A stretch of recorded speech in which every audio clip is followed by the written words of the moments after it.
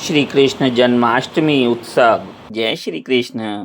जन्माष्टमी के व्रत की कथा। आइए जानें जन्माष्टमी व्रत के बारे में। जन्माष्टमी के दिन उपवास और भक्ति करने से जीवन में सकारात्मकता और शुभ फल प्राप्त होते हैं। इस दिन व्रत करने से मनोकामनाएं पूर्ण होती हैं। कृष्ण जन्माष्टमी व्रत की पूरी पौराणिक कथा जानने के लिए आगे बढ़ते हैं। पौराणिक कथाओं के अनुसार द्वापर युग में भोजवंशी राजा उग्रसेन का मथुरा में शासन था। वह बड़े ही दयालु थे।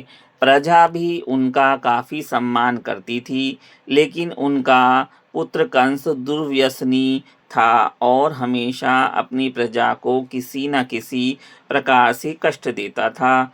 जब उसके पिता को यह बात पता चली तो उनके पिता उग्रसेन ने उसे खूब समझाया, लेकिन कंस ने अपने पिता की बात मानने की बजाय उल्टा उन्हें ही गद्दी से उतार दिया और खुद ही मथुरा का राजा बन बैठा। कंस की एक बहन थी जिसे वह बहुत प्यार करता था। कंस ने अपनी बहन देवकी का विवाह वासुदेव नामक यदुवंशी सरदार के साथ धूमधाम से कर दिया। वह अपनी बहन को उसके ससुराल स्वयं रथ खींचकर पहुंचाने वाला था।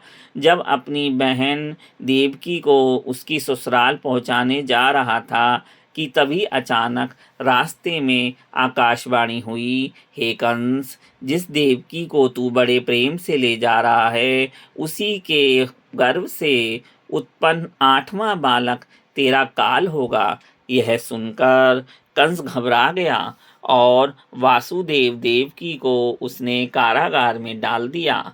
वासुदेव देवकी की एक एक करके 7 संतानें हुईं और सातों को जन्म लेते ही कंस ने मार डाला। अब बारी थी 8वें बच्चे के होने की। कंस ने उस दौरान कारागार में वासुदेव देवकी पर और भी कड़े पहरे बैठा दिए। वहीं दूसरी ओर देवकी के साथ नंद गांव में नंद की पत्नी यशोदा को भी बच्चा होने वाला था।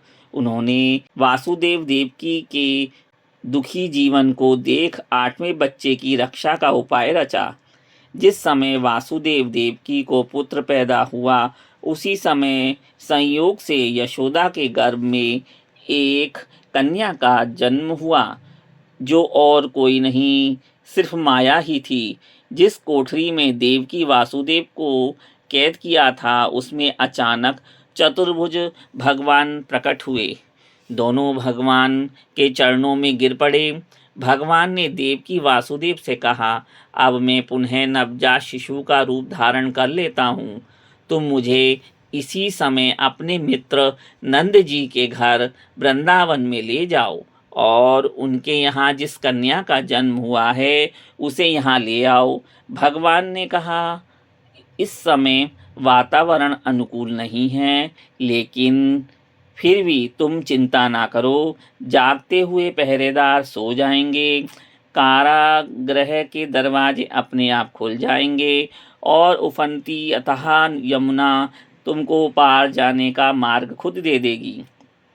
भगवान के आदेश के अनुसार वासुदेव नवजात शिशु रूप श्री कृष्ण को सूप में रखकर कारागृह से निकल पड़े और यमुना को पार कर नंद जी के घर पहुँचे, जहाँ उन्होंने नवजात शिशु को यशोदा के साथ सुला दिया और उनकी कन्या को लेकर मथुरा आ गए।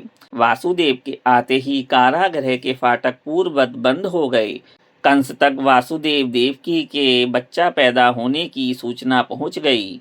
कंस ने बंदी गृह में जाकर देवकी के हाथ से नवजात कन्या को छीना और जैसे ही उसने उस बच्ची को पृथ्वी पर पटक देना चाहा, वैसे ही कन्या आकाश में उड़ गई और उसने कहा, अरे मूर्ख, मुझे मारने से क्या होगा?